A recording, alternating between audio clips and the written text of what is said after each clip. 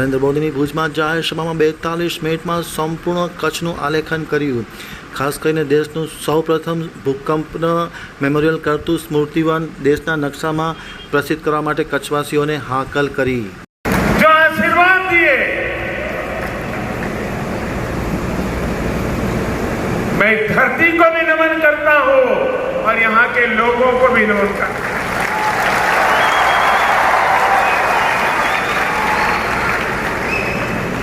यहां आने में मुझे जरा देरी हो गई. मैं भूज तो समय पर आ गया था, लेकिन वो रोड शो में जो स्वागत चला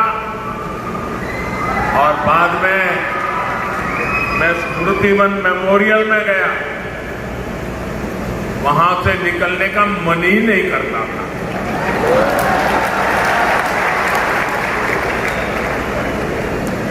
दो दशक पहले कच्छ ने जो कुछ झेला और उसके बाद कच्छ ने जो हौसला दिखाया, उसकी हर झलक इस स्मृतिवन में है. जिस प्रकार जीवन के लिए कहा जाता है,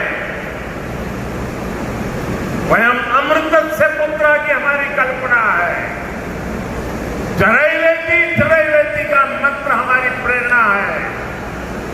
उसी प्रकार से ये स्मारक भी आगे बढ़ने की शाश्वत भावना से प्रेरित है. साथियों, जब मैं स्मृति वन के अलग अलग हिस्सों में गुजर रहा था, तो बहुत सारी पुरानी यादें मन मस्तिष्क में आ रही. साथियों,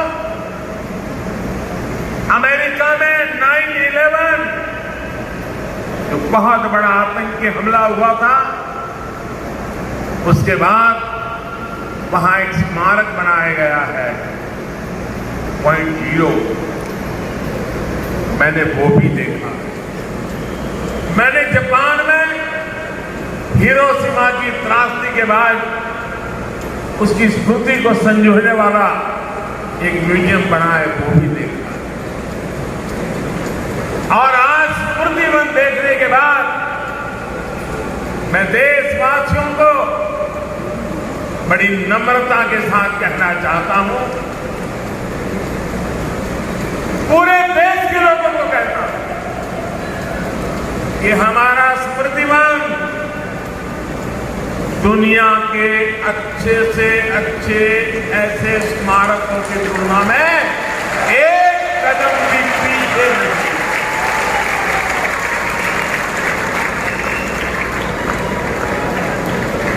यहां प्रकृति, पृथ्वी, जीवन, इसकी शिक्षा दीक्षा की पूरी व्यवस्था. मैं कच्छ के लोगों से कहूंगा, अब आपके यहां कोई मेहमान आए तो स्मृतिवन देखे बिना जाना नहीं चाहिए. अब आपके कच्छ में मैं शिक्षा विभाग को भी कहूंगा कि जब स्कूल के बच्चे टूर करते हैं, वो एक दिन स्मृतिवन के लिए भी रखें, ताकि उनको पता चले कि पृथ्वी और प्रकृति का व्यवहार क्या होता है. साथियों, मुझे याद है भूकंप जब आया था 26 जनवरी का वो दिन, मैं दिल्ली में था.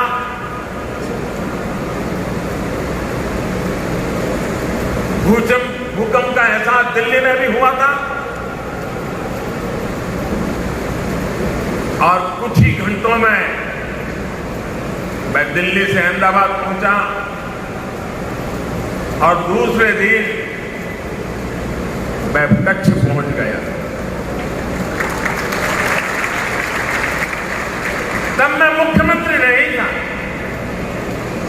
एक साधारण राजनीतिक भारतीय जनता पार्टी कार्यकर्ता, छोटा सा कार्यकर्ता. मुझे नहीं पता था कि मैं कैसे और कितने लोगों की मदद करता हूं। लेकिन मैंने ये तय किया कि मैं इस दुख की घड़ी में आप सबके बीच में रहूंगा कि 2047 भारत डेवलप कंट्री बनेगा।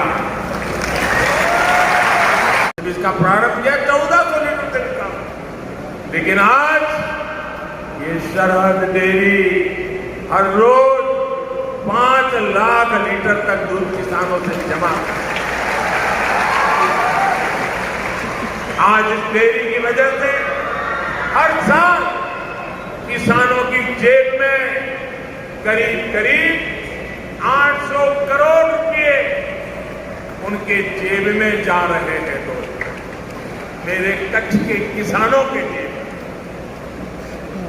आज अंजार तालुका के चंद्रानी गांव में सरहद डेयरी के जिस नए आधुनिक प्लांट का लोकार्पण हुआ है, उससे भी किसानों पशुपालकों को बहुत फायदा होने वाला है। इसमें जो आधुनिक टेक्नोलॉजी है, उससे दूध के ऐसे उत्पाद बनेंगे जो किसानों की आय बढ़ाने में मदद करेंगे। भाइयों और बहनों, कच्छ ने सिर्फ खुद को ऊपर उठाया इतना ही नहीं है, लेकिन कच्छ ने पूरे गुजरात को विकास की नई गति दी है। एक दौर था जब गुजरात पर एक के बाद एक संकट आ रहे थे। प्राकृतिक आपदा से गुजरात निपट ही रहा था कि साजिशों का दौर शुरू हो गया। देश और दुनिया में गुजरात को बदनाम करने के लिए, यहां निवेश को रोकने के लिए एक के बाद एक साजिशें की गई। ऐसी स्थिति में भी एक तरफ गुजरात देश में डिजास्टर मैनेजमेंट एक्ट बनाने वाला पहला राज्य, इसी एक्ट की प्रेरणा से पूरे देश के लिए भी ऐसा ही कानून बना। जिन्होंने मुझे कच्छ में सुना है, देखा है, 2001-2 भूकंप के उस कालखंड में विपरीत परिस्थिति में मैंने जो कहा था, वो आज आपकी आंखों के सामने सत्य बनकर के उभरा हुआ है। इसीलिए कहता हूं, आज हिंदुस्तान आपको बहुत कुछ कमियां नजर आती हैं। 2047 में मैं आज सपना देख रहा हूं दोस्तों, जैसा 2001-2 में मौत की चादर ओढ़ करके भूजब हमारा कच्छ था, तब तो सपने देख करके आज करके दिखाया। 2047 में हिंदुस्तान भी करके दिखाया।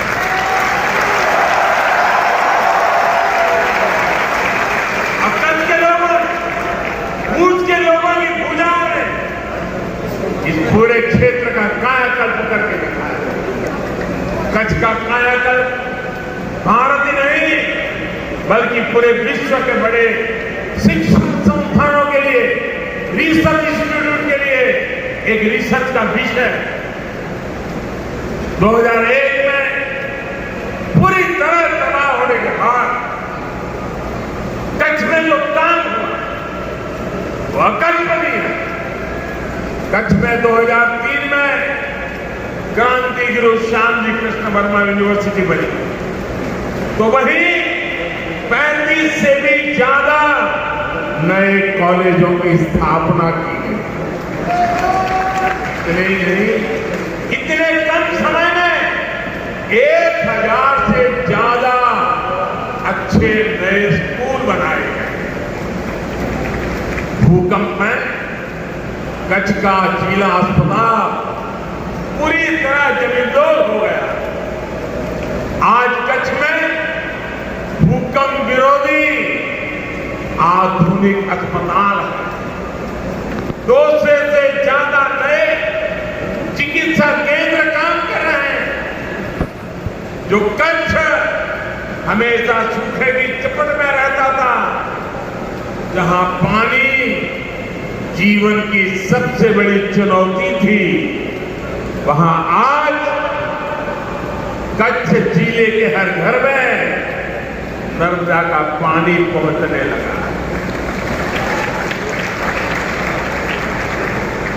कभी आस्था और श्रद्धा के नाते गंगा जी में स्नान करते हैं,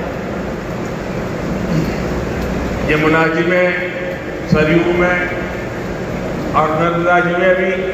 और यहां तक कहते हैं कि नर्मदा जी तो इतनी पवित्रता है कि नाम स्मरण से पुण्य मिलता है। जिस नर्मदा जी के दर्शन करने के लिए लोग यात्राएं करते थे, आज वो मां नर्मदा कच्छ की धरती पर आई। कोई कल्पना नहीं कर सकता था कि कभी टप्पर, फतेहगढ़ और सूबाई इलाकों में भी नर्मदा का पानी पहुंच सकता है। लेकिन ये सपना भी कच्छ के लोगों ने साकार करके दिखाया। जिस कच्छ में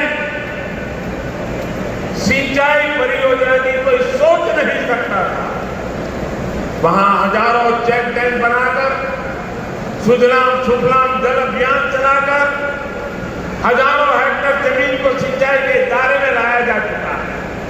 भाई और बहनों, पिछले महीने जब रायण गांव में मां नर्मदा का पानी पहुंचा, तो लोगों ने जिस प्रकार उत्सव मनाया, उसको देखकर दुनिया में अनेक लोगों को आश्चर्य हुआ। ये आश्चर्य इसलिए था क्योंकि उनको इस बात का आभास नहीं है कि कच्छ के लिए पानी का मतलब क्या होता है। एक जमाना था, बच्चे के जन्म के बाद 4-4 साल की उम्र हो जाए, जिसने बारिश नहीं देखी होती थी, ये मेरे कच्छ में गुजारा, जिंदगी कठिनाइयों से गुजारी। कच्छ में कभी नहरें होगी, टपक सिंचाई की सुविधा होगी, इसके बारे में 2 दशक तक पहले कोई बात तक करता था तो विश्वास करने वाले बहुत कम लोग मिलते हैं। मुझे याद है कि 2002 में जब गुजरात गौरव यात्रा के दौरान मांडवी आया, तो मैंने कच्छ वासियों से आशीर्वाद मांगा। आशीर्वाद इस बात का कि मैं कच्छ के अधिकतर हिस्सों को मां नर्मदा के पानी से जोड़ सकूं। आपके आशीर्वाद ने जो शक्ति दी, उसी का परिणाम है आज हमें सारे अच्छे अवसर के भागीदार बन रहे हैं। आज कच्छ भुज नहर का लोकार्पण हुआ है। इससे सैकड़ों गांवों के हजारों किसान परिवारों का लाभ हुआ है।